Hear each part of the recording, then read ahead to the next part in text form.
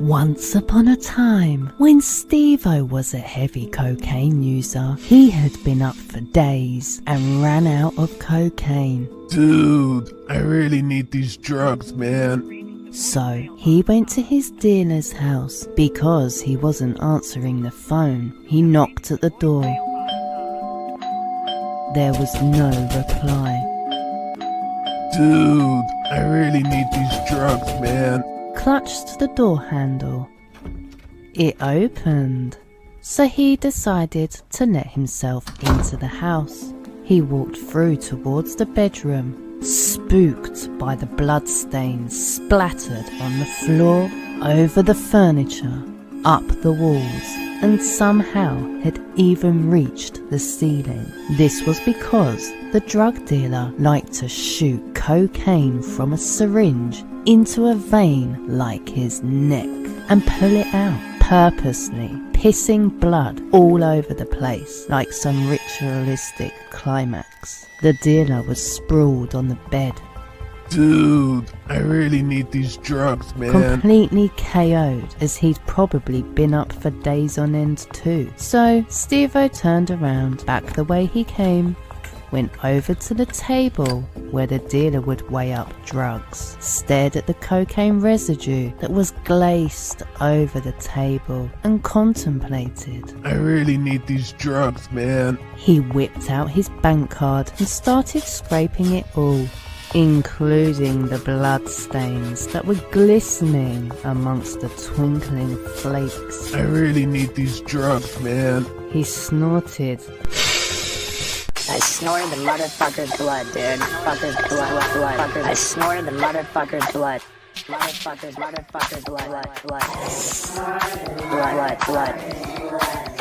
blood. I snorted the motherfucker's blood, dude. A few years of sobriety later, Steve-O bumped into the dealer. He took Steve-O to the side and said, Hey dude, I know that you sniffed my blood. I gotta tell you something. I tested positive for HIV. But luckily for Steve-O, he gets tested frequently and managed to fortunately slip past contracting it. So why have I told you this story about Steve-O? Because I'm going to give you an obvious warning about drugs and alcohol. Only because I've suffered for addiction and it's fucking horrible. And I want to warn everyone that I can who hasn't gone down that route yet to please never go down that road. And I don't think I really need to explain the reasons why. I'm convinced that you have already seen examples of what I'm talking about in your everyday life and videos online. And you know what? Most of it is hilarious to watch, and it looks like something you might actually want to take part in. But that's the part where I'd advise to find videos of people who speak about coping with addiction and how it affects their life, or people who have overcome addiction and how much they had to lose for them to make a change and get to where they are today. Because if you are an insecure person who suffers from depression, whether you realize it or not, heading down the substance use is a very slippery slope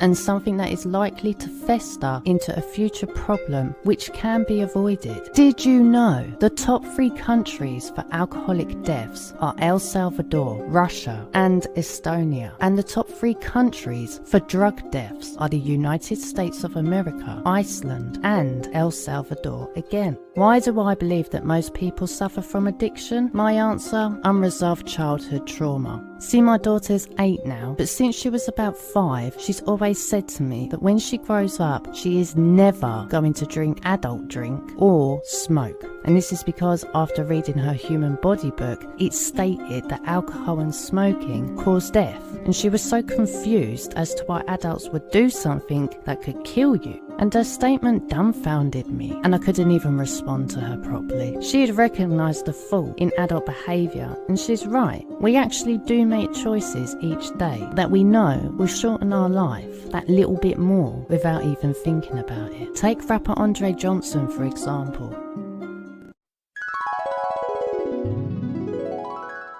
Once upon a time, there was a rapper called Andre who referred to himself as God, but called himself Christ Bearer. He lived in the roughest, toughest, downtrodden, evilest side of Long Beach. He grew up not knowing his real father, but his mother was very supportive of him. They moved to the other side of Long Beach, and Andre and his friend became affiliated with the 90s hip-hop group Wu-Tang Clan. They signed them to their record label and formed a brotherhood with the North Star family. He looked up to his newfound family as gods. Not long after, Christ Bearer, getting a taste of fame and fortunes, lavishing in limousines, girls, sex, alcohol and drugs, and not before long he became hooked on weed, cocaine, meth, PCP and more. PCP was more of his drug of choice, which is an anesthetic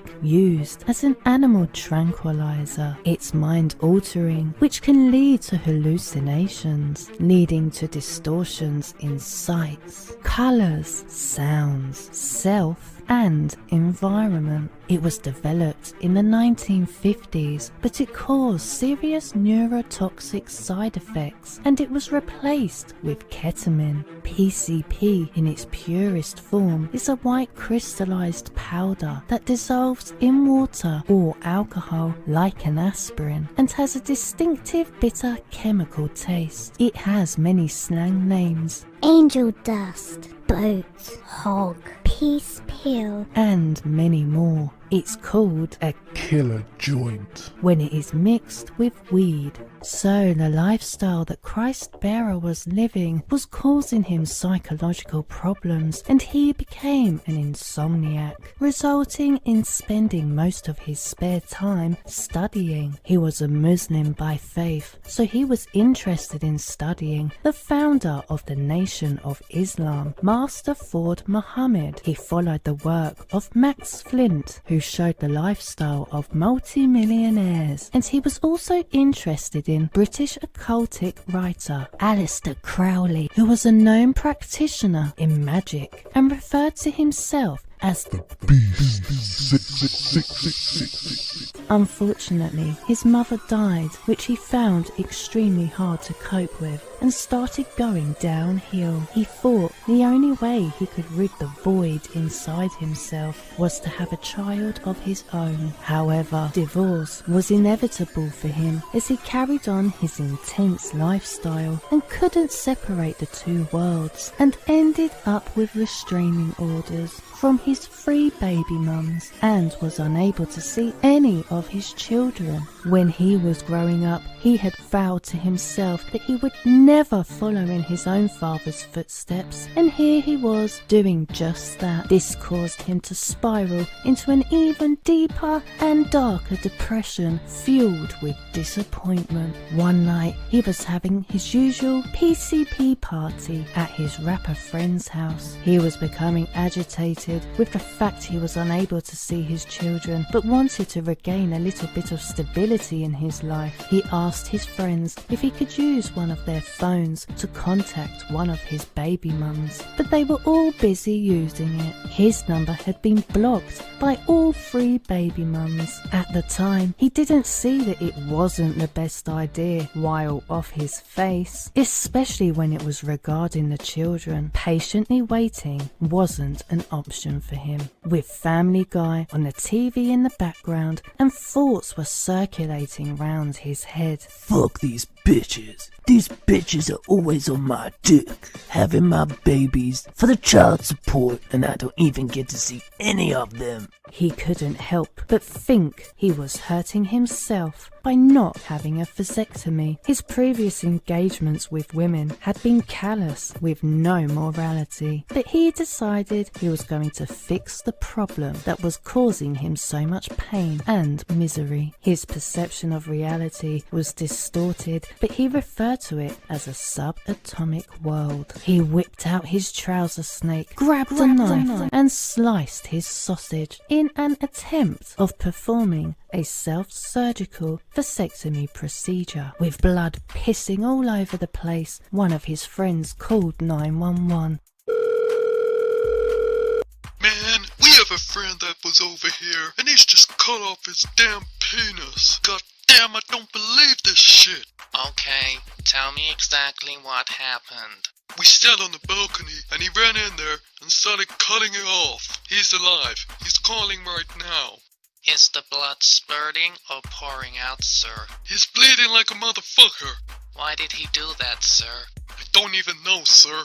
After slicing his winky, It was in that moment he knew he'd fucked up.